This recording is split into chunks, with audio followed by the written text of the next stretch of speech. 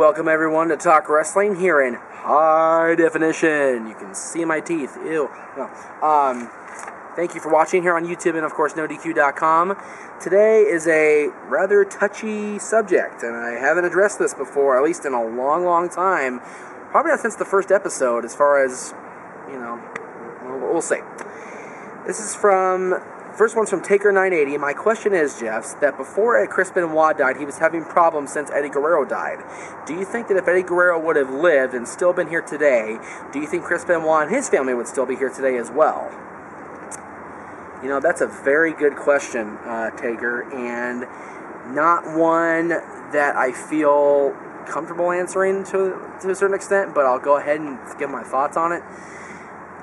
Yes, they did find the journals from Chris Benoit that, how depressed he was after the passing of Eddie Guerrero, and, did that lead to his depression and his anxiety and everything? Of course it did.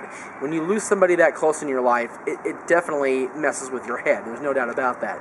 But you also have to remember, when Benoit did what he did in 2007, they examined his brain. He had the brain of an 85-year-old Alzheimer's patient because of so many blows to the head and the concussions and everything like that.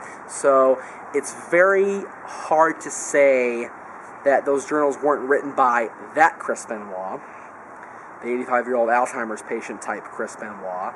And it's very hard to say that even if Eddie had lived on, with all the blows to the head, with all the things that Benoit was doing to his body on a daily basis, had he not broken down anyway. The other question is from Curse Deviating 122. Do you think if Chris Benoit was still alive, he would be WWE champion?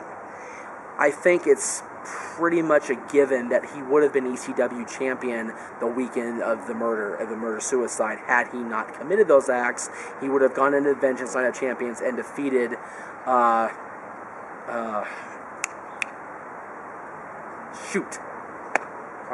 Punk, thank you, God almighty. CM Punk for the ECW Championship, the vacant title that was vacated when Bobby Lashley was drafted to Raw. I think even Stephanie confirmed that Chris Benoit was going to be ECW champion. As far as winning one of the big two again, I don't think that would have happened, and the reason I say that is because Benoit was in the twilight of his career at that point. His career was winding down. They wanted to give him a run with the ECW Championship to kind of boost that brand and say, hey, look who our champion is. It's one of the best in the world. It's Chris Benoit. And then, have him, walk away on top or even drop the belt with respect and dignity and then walk away. Not sure. Now, Eddie Guerrero, on the other hand, Eddie, I think, would have had another run with the WWE Championship had he not had the heart failure that he did in 2005. Would they have gone to TNA is another question I get frequently, all the time. To be honest, I don't see either one of them leaving the WWE for TNA. If they were still alive, I think that both of them were very happy with WWE. Had both of them been alive at the time of their respective career contracts coming up or whatever.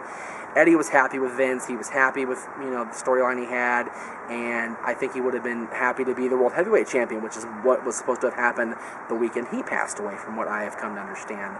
So I don't think either one of them would have gone to TNA, to be perfectly honest with you. I think they would have been happy. If Eddie had jumped, we'd definitely have a different landscape, wouldn't we? There'd be no Vicky Guerrero on SmackDown. There'd be no Chavo Guerrero, I don't think. I think Chavo would have gone with his uncle. And Chris Benoit may have been still depressed and still heartbroken over the loss of his friend to another company. And with the injuries he might have had. Would they have had good matches in TNA? No question. Eddie versus AJ, Benoit versus, Samoa Joe, Benoit versus any of them, AJ and, any of them, or, any of those guys against any of those guys in TNA. Either one of them. Just think of the quality of matches. Think how quality TNA would have had in 2005, 2007, whatever they would have left. Oh my God, TNA would have tore that up. Thank you for the questions. That's my thoughts on Eddie and Chris. What do you guys think? We'll see you next time.